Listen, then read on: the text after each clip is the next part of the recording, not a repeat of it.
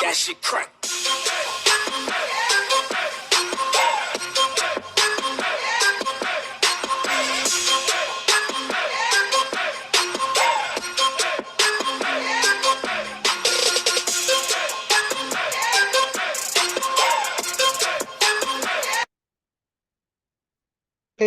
Peace, family. How you all doing? My name is Keisha. I'm the owner of Ascendant Astrology, and I am your astrology coach. And today I'm going to be giving my interpretation of Mercury in Scorpio. Now this is a very interesting placement. Um, You are either a Libra, Scorpio, or Sagittarius sun if you have this placement. Um, so what is Mercury? Mercury rules how you communicate, make decisions, process information, how you think, your intelligence, your intellectual communication or conversations, internet chatting, email, cell phone, and video. Really any kind of device, to be honest with you. Mercury is analytical. It rules books and learning skills. It represents your clients. It's business and commerce, which is the exchange of service. Anywhere you exchange goods and information, like a grocery store or a post office, or in your community. It rules aunts, uncles, nieces, nephews, cousins, younger siblings, specifically siblings and neighbors. It rules your speech, your voice, your memory, and how you comprehend things. Scorpio is the ruler of the eighth house. It is a fixed water sign. It rules envy, emotions, passion, because it's ruled by Mars. Its goals, your willpower, desire, your intent. And when you don't reach those things, it can bring anger, frustration. It also is co-ruled by Pluto, which are your finances, debt, taxes, bills, insurance, any government money that you receive, loans, other people's money, so joint finances as well, or people who owe you money, okay, or people you owe money to. Um, it also rules death and rebirth. So these signs actually have the ability to consistently change, mainly because these are fucking phenomenal manifestors. I mean, talk about Mercury language, your speech, using the words to manifest your reality. Oh my God, this is a very, very, very, very powerful sign. I think it is extremely underlooked, and probably can spend a few different hours on this topic alone, but for the sake of time and whatnot. This also rules hidden secrets, manipulation, jealousy, cheating, ulterior motives, anything that's buried, intense, serious, very focused to uncover things. It's the detective, so you're 9 times out of 10 always trying to figure out something. These people can be very paranoid because of that. But they're also forensic scientists, whether you're in the field for real or you just like watching the shows. There's a love of forensics here. Death and rebirth.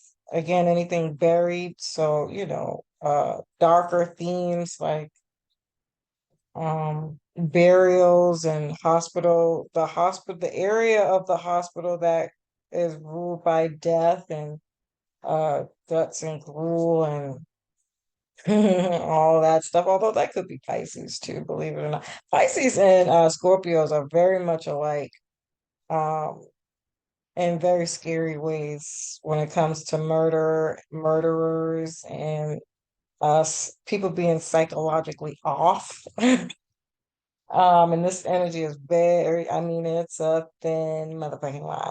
Okay, because if you're watching that shit and you like that shit deep down inside, you might have thought about doing that shit, but for the grace of God and whatever other planets you got in there, you might not follow it through. But that's not everybody. If this is somebody with a Mars in Scorpio as well as Mercury in Scorpio, don't let them have a Cancer moon, bitch. Okay, that is a murderer. Okay, they have planned your death several times over again, and they're just waiting to act it out. Um. Uh. Yeah, I could really dive deep into this conversation because I like this energy. Um, but these people really aren't to be played with, even if they are mentally stable, because they do tend to overthink. It's best for you to deal with if you want to deal with a Mercury and Scorpio person, you really need to be on the up and up because they're watching every fucking thing that you do. They will interrogate the hell out of you. You do not get in this person's energy field unless they are ready for you. And that can be some of the lower expressions of Scorpio energy, right? Is that they're good at keeping people at arm's length. They don't share their secrets. They don't talk much. There's a lot of internal stuff going on because that's how they process. It's Mercury. It's why this is can be very, very dangerous because it also rules psychology and what makes people tick. They are going to probe you. Okay, they're gonna poke. They want to know what makes you angry and why. So you either better be ready and open to have those kinds of conversations, deep rooted conversations, occult, astrology, tarot conversations, or, go find somebody else because it's just, I'm not that interested. Um, but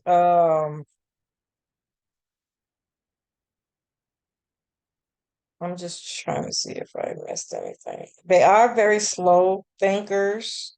Is another reason why they don't talk a lot. So, this is where I feel like astrology can get people in trouble, So you meet somebody and you're like, oh fuck, they got a Mercury in Scorpio.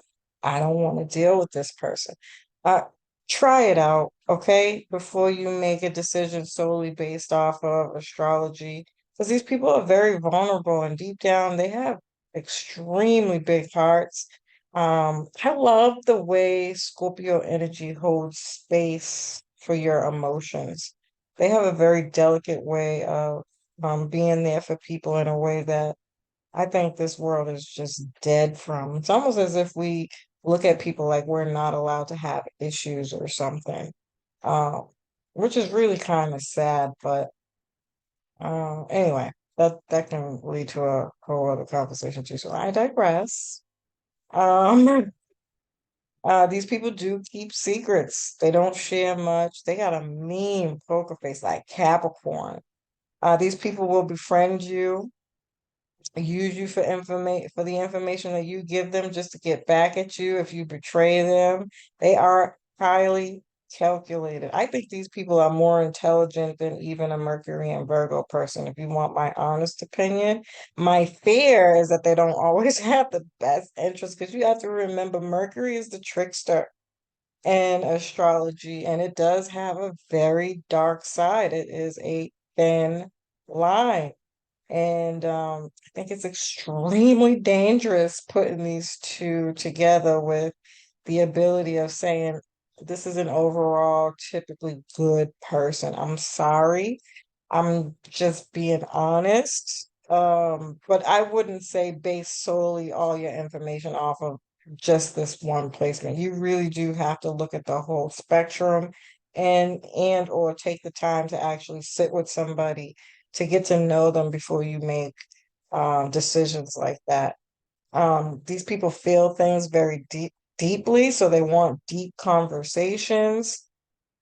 Um, and about real stuff. If you come to this person talking about the latest fucking hip hop artist or R&B artist or what the fuck was on entertainment news, they're gonna look at you like you got 10 heads. They don't want to talk about that. These people want real depth in your conversation and quite frankly, depending on at what level this relationship is that they want to know about you. Like, what are you here for, bitch? Um, uh, if you tell them something, they are gonna research it. I think they low key send dicks. You know, these are the type of people who you will do something to them and they'll sit on it for a while before they come back at you and be like, "Oh,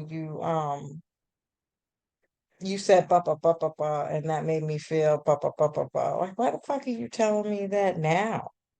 They can suppress their feelings, which can also be very dangerous, because then that turns into projection. Remember, you're manifestors here on a level that I don't even think a Mercury and Scorpio person can acknowledge unless you do a lot of studying.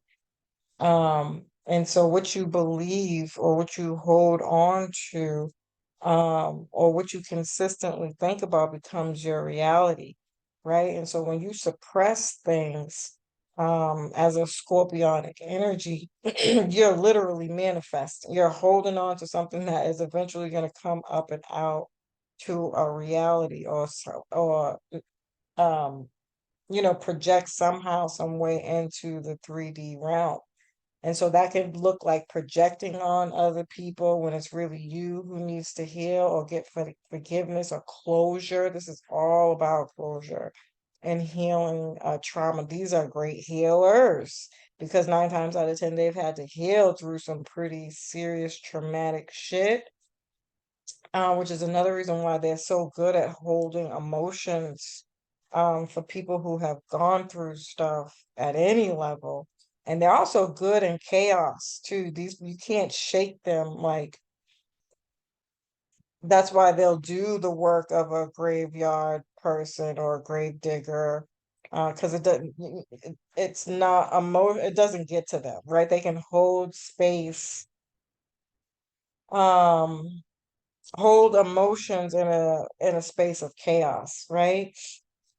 Um, yeah, very low key.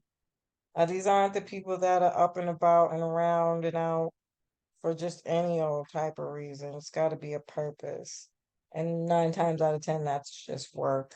I think most Scorpio people like Virgos drown themselves in their work. Very hard workers. Um, yeah, I think that about covers this transit. I don't think I have anything else to add here, but as usual, family, I hope you found this information helpful. I love and appreciate you. Peace.